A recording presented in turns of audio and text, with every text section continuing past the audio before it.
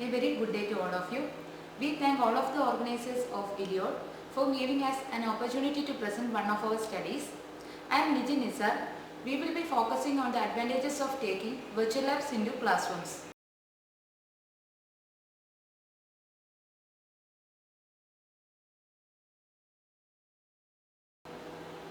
We know that web-based educational platforms have become popular in schools and universities, and it has become an integral part of modern educational system. By integrating information and communication technology, it has become possible to enable e-learning methodologies in conventional classroom education, which has dramatically changed the real-time laboratory education scenario. A recent technology advancement led to the development of virtual laboratories, which are ICT-enabled educational tools that have become more prominent in self-learning system through its content richness like simulation, animations, emulations, haptics, videos and remotely controlled experiments. It is a freely available platform that can be accessed by user anytime, anywhere in the world. Although initially started to make available expensive equipment, later it was modified to replace user practice hours 24/7. When we see this from a teacher perspective, it has tremendously reduced their workload and helped them to monitor student participation in an efficient manner through these implemented online educational tools. Students from remote areas have been facing many issues such as well-established laboratory with sufficient lab equipment, technical support, high-cost reagents, trained teachers, etc. These technical and economical problems motivated us to develop Virtual Lab as an efficient interactive self-learning material for complementing the learning process. As I have mentioned earlier that visualization techniques used for addressing such difficulties are mainly animation, simulation, emulation and remote triggered experiments. Users can effectively make use of these techniques to understand individual preferences and needs. In virtual labs, animation-based labs are mainly based on multimedia representation of laboratory protocols and real-life setup for providing a feel of real laboratory. Simulation make use of mathematical models to calculate effect of provided inputs and then observe the change in behavior with respect to time. It provides quantitative and hands-on experience to each experiment that supplements real laboratory practices and skills. Remotely triggered laboratories connect users through public and private networks, providing that a distant learning platform for laboratory experiments via hands-on sessions that helps learners to operate equipment over the internet. In our previous studies, we have shown that experiment based on simulation lack ability to generate real-time monitoring of defined parameters or variables since it does not provide access to real laboratory equipment. To address these issues, we have developed remotely controlled experiments as a complementary educational resource to hands-on labs. One of the remote labs, mainly light microscopy, was quite popular among the students in which they can effectively make use of equipment and conduct experiments without being physically present. Studies also reported that user can adapt while learning to control remote lab setup over the internet, thus adding a new venture to distance education. Various issues like multiplus usage, noise and stability issues still need to be addressed to make remote labs easily accessible to users all over the world. In this paper, we discuss a comparative study on the usage of virtual lab components such as animation, simulation and remote triggered experiments among students for enhancing laboratory education and also highlight some of the issues. Here, a series of hands-on workshops was conducted for teachers and students all over India. Through these workshops, we evaluated the visualization techniques such as animation, simulation and remote triggered experiments in enhancing biotechnology education. We conducted 6 hands-on workshops for students and 4 for teachers. A total of 250 students and 100 teachers participated in this study. The influence of visualization techniques in learning and teaching process was analyzed via feedback. We chose a light microscopic animation experiment, an undergraduate experiment where participants were allowed to learn from an animation various parts of a microscope and its functioning. Then the participants were asked to perform a simulation-based light microscope experiment. They were trained to operate microscope by adjusting the fine and coarse knobs, observing various trained cells such as onion cells, cheek cells, onion root tips and different bacterial cells by changing the objective lenses. In remote triggered light microscope by default, specimens such as plant cell and animal cells were fixed in the stage of microscope. User can operate remote microscope using an internet-enabled computer and control the microscope finds and coarse adjustment by moving a slider in GUI. Participants were trained to also observe the cell and cellular components through remotely controlled microscope. The demonstration and hands-on session were followed with a set of questionnaires for a comparative analysis of virtual lab components. Also, some of our knowledge centers are pointed out in this map.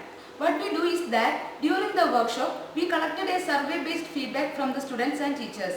We also included questions to analyze various limitations that create problems for students and teachers while doing virtual lab experiments.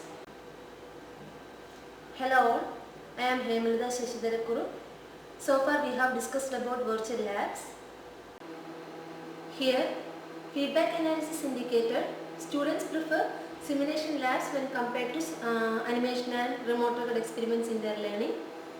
The graph shown here represents student feedback, questions for analysis on x-axis and the percentage of users on y-axis. Here we can see 48% of students supported interactive simulations, indicating it helped them to apply their theoretical knowledge into practice.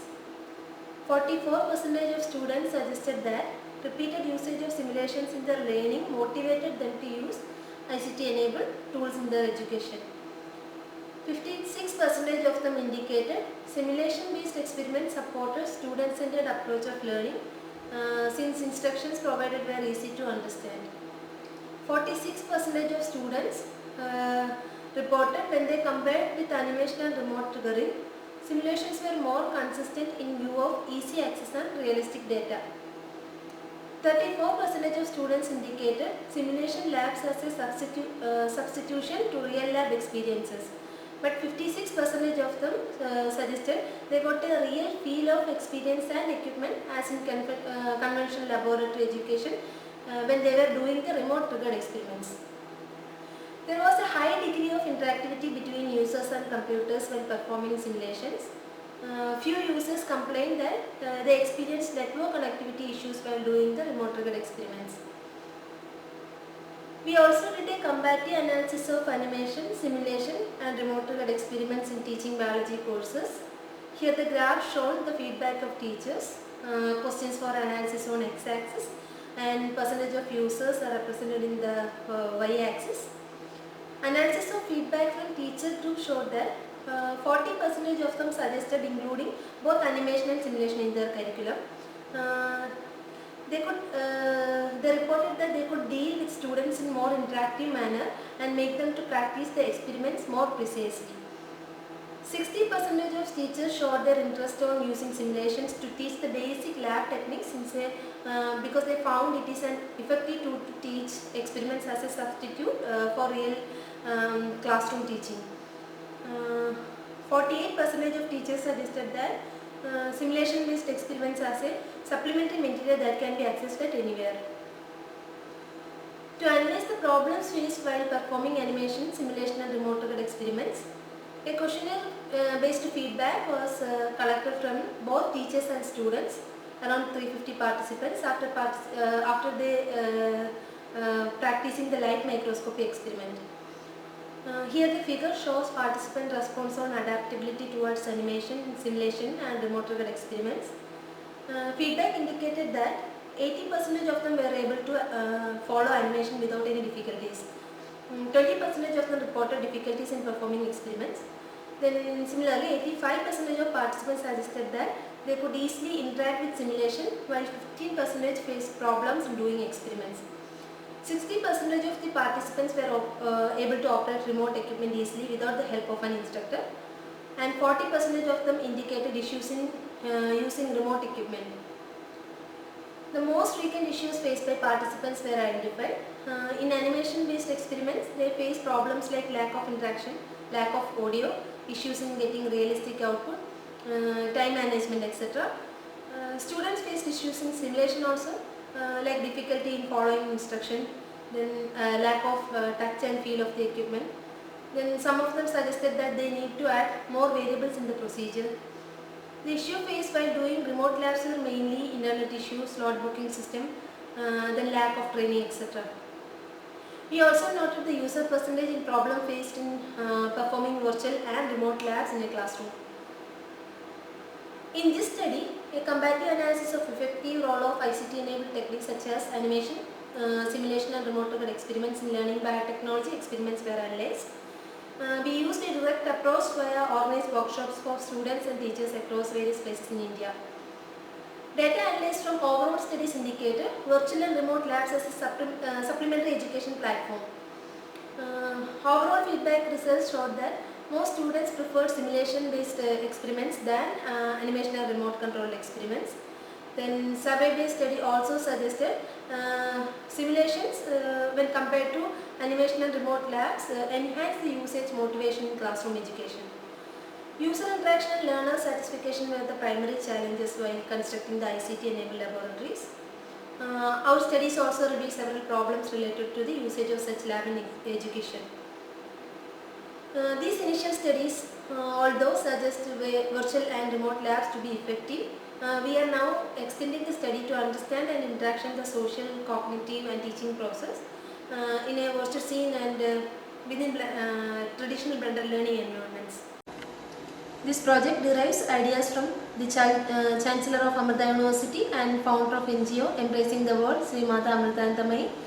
This work would have been impossible without the funding from Government of India. I would also like to thank my co-workers at Computational Neuroscience Lab, Amrita School of Biotechnology. Thank you.